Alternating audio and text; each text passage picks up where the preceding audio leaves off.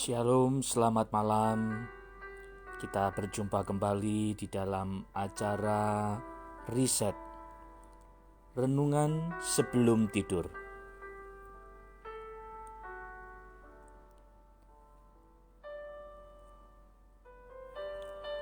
Seorang istri pengusaha di suatu kota tak sengaja kehilangan tasnya di dalam rumah sakit di malam musim dingin. Sang pengusaha tampak sangat gelisah. Perempuan kurus sedang berjongkok. Bocah itu tampak menggigil di sudut koridor rumah sakit yang sunyi sambil mendekap sebuah tas. Si pengusaha langsung mengenali itu adalah tas istrinya yang jatuh. Ternyata bocah perempuan ini ke rumah sakit menemani ibunya yang sakit keras. Ibu dan anak yang miskin ini telah menjual semua barang-barang yang bisa dijual. Uang yang terkumpul juga hanya cukup untuk biaya pengobatan semalam. Apabila tidak ada uang, maka besok akan dikeluarkan dari rumah sakit. Malam itu anak perempuan yang tak berdaya itu mondar-mandir di koridor rumah sakit. Dia menatap ke atas dan memohon kepada Tuhan agar bisa bertemu dengan seseorang yang baik hati untuk menyelamatkan ibunya. Tiba-tiba, tas yang dibawa seorang wanita yang turun terburu-buru dari loteng jatuh tanpa disadarinya ketika melewati koridor rumah sakit. Saat itu hanya ada si bocah perempuan itu sendiri di koridor.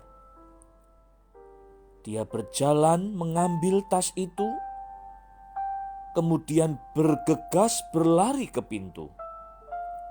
Sayangnya, wanita itu telah naik ke sebuah mobil dan berlalu dari hadapannya. Dia kembali ke kamar pasien tempat ibunya dirawat. Ketika dia membuka tas itu, ibu dan anak ini pun tercengang melihat tumpukan uang tunai di dalamnya. Detik itu juga terlintas dalam benak mereka, kalau uang itu mungkin bisa digunakan untuk biaya pengobatan di rumah sakit dalam usaha untuk menyembuhkan ibunya yang sedang sakit. Namun si ibu yang sakit itu menyuruh putrinya mengembalikan tas itu ke koridor sambil menunggu pemiliknya datang mengambilnya. Orang yang kehilangan uang itu pasti sangat cemas. Yang harus kita lakukan dalam hidup ini adalah membantu orang lain, yaitu orang yang kehilangan tas itu. Demikian nasihat sang ibu kepada anaknya perempuan.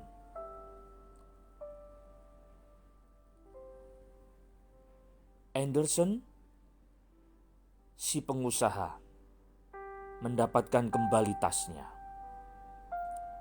Dia terharu dengan perilaku bocah itu yang dengan tulus mengembalikan tas milik istri Anderson. Sayangnya, meskipun Anderson sudah berusaha semaksimal mungkin, ibu si bocah itu tidak dapat tersembuhkan. Si ibu meninggalkan anak perempuannya menjadi sebatang kara di dunia. Anderson kemudian mengadopsi anak itu, merawat dan menyekolahkannya. Setelah mendapatkan tasnya, Anderson bukan saja mendapatkan kembali $100.000 US miliknya, tapi yang terpenting adalah informasi pasar yang hilang itu akhirnya didapatkan kembali. Itu membuat bisnis pengusaha itu seketika melonjak dan menjadi seorang miliuner yang kaya raya. Si bocah yang telah diadopsi oleh Anderson sejak ibunya meninggal ketika itu telah menamatkan kuliahnya dan kemudian membantu bisnis sang pengusaha itu. Saat memasuki usia senjanya, Anderson selalu meminta pendapat dari anak itu, karena dia melihat ketekunan dan kebaikannya. Dan kemudian menjelang masa kritisnya, Anderson meninggalkan sebuah surat wasiat yang mengejutkan. Wasiat itu bertuliskan, "Saya mengadopsi anak wanita ini bukan untuk balas budi, juga bukan karena simpati, tetapi karena kejujuran dan ketulusannya. Setelah kematian saya, seluruh harta dan aset saya wariskan kepadanya sebagai penerus bisnis." Ini bukan hanya hadiah, tapi demi agar usaha saya bisa lebih gemilang. Saya yakin putra saya yang pintar bisa mengerti dengan pertimbangan matang saya selaku ayahnya. Ketika putra Anderson pulang dari luar negeri, dia membaca dengan seksama surat wasiat ayahnya. Dia segera tanpa ragu sedikit pun menandatangani persetujuan tentang surat warisan harta sang ayah. "Saya setuju mewariskan seluruh aset ayah saya kepadanya. Saya hanya meminta dia menjadi istri saya." Demikian kata dari putra atau anak si pengusaha kaya raya Anderson. Melihat putranya Anderson menandatangani surat persetujuan warisan tersebut, si wanita merenung sejenak, lalu juga ikut menandatangani surat wasiat itu. "Saya terima seluruh harta maupun aset dari Bapak Anderson, termasuk putranya." Dan kemudian mereka hidup bahagia, mereka membangun rumah tangga, dan mereka pun meneruskan usaha dari Bapak Anderson. Saudaraku, kisah di atas sepertinya jarang terjadi ya. Namun apakah kita menyadari dengan dalil sederhana di atas? Jika Anda bersikap dingin pada orang lain, maka orang lain juga akan bersikap seperti itu. Jika Anda sering mengkritik orang lain, Anda juga akan mendapatkan banyak kritik. Jika Anda selalu memasang muka cemberut, orang lain juga akan membalasnya seperti itu. Artinya, semua yang Anda berikan akan kembali kepada Anda. Apa yang Anda tabur, Anda akan menuainya.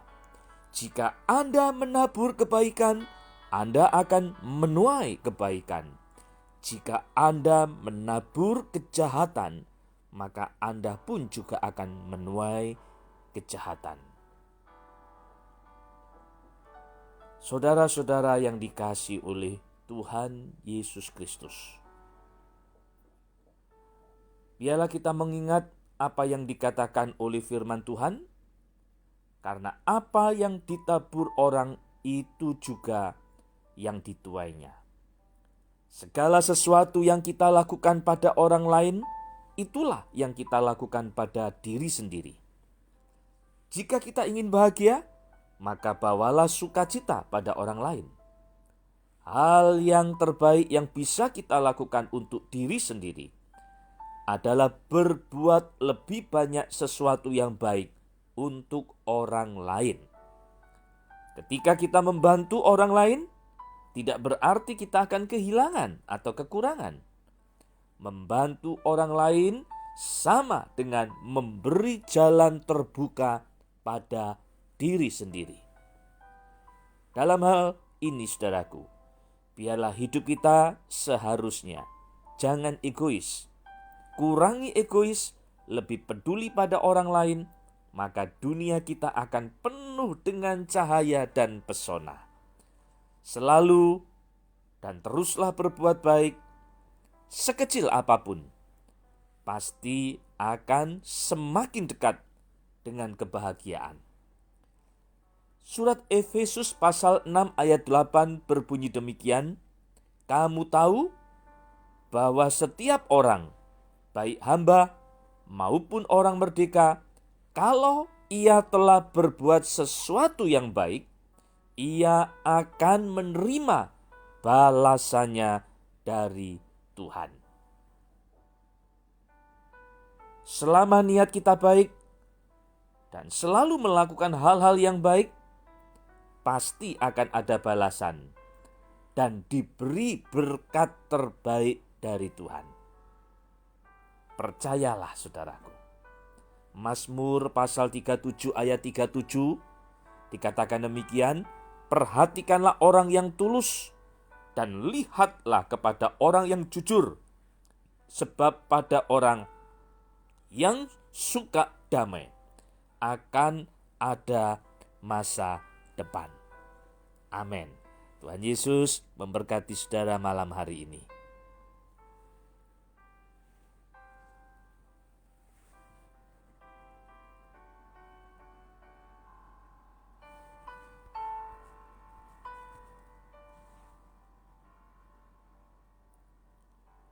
Terima kasih untuk renungan menabur kebaikan. Ajarlah kami menjadi pribadi yang tidak egois, tetapi mau berbagi dengan sesama.